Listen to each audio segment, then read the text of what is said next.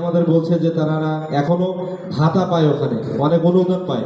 আসলে আমাদের এইদিকে নাই রেজিস্ট্রেশন করা।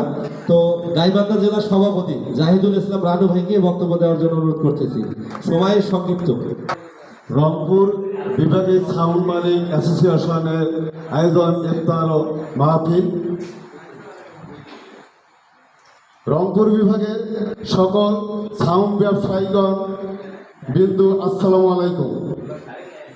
আমি যা বলতেছি একটু ধৈর্য সহকারে শুনতে হবে। সামান্য সংক্ষেপে, আমরা সাউন্ড ব্যবসায়ী করি, ঠিক আছে। আমরা অনেক নির্যাতন হই, আপনারা কি জানেন?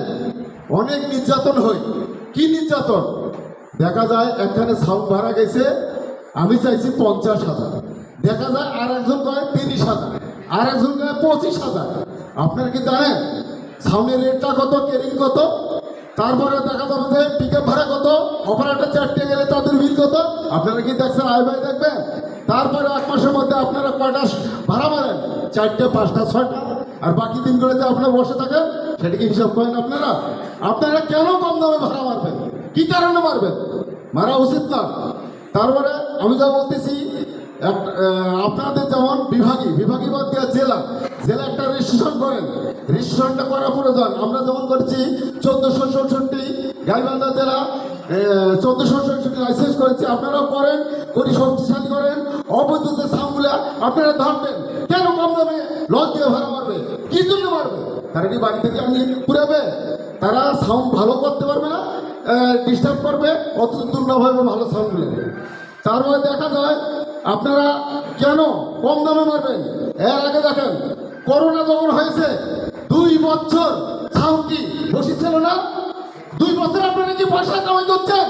2টি টাকা কামাই করেন নাই? আপনারা বলেন কোনো পয়সা কামাই করছেন? করেন নাই।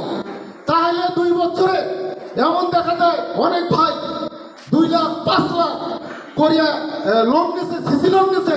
সরকার আপনাদের কি বলছিল? যে করোনা কালীনে যে যারা লোন নিয়েছে সুদ মৌখিক করবো করছে। সরকার কোনো সুদ মৌখিক করে নাই।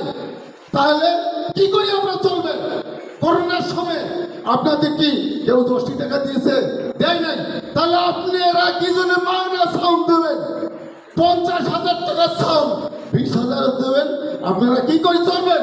আপনারা চলতে পারবেন না।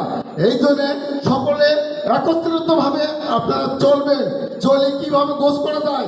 2 টাকা সবারই পেট আছে, সবারই পেট আছে, একটা ব্যবসা প্রতিষ্ঠান আছে।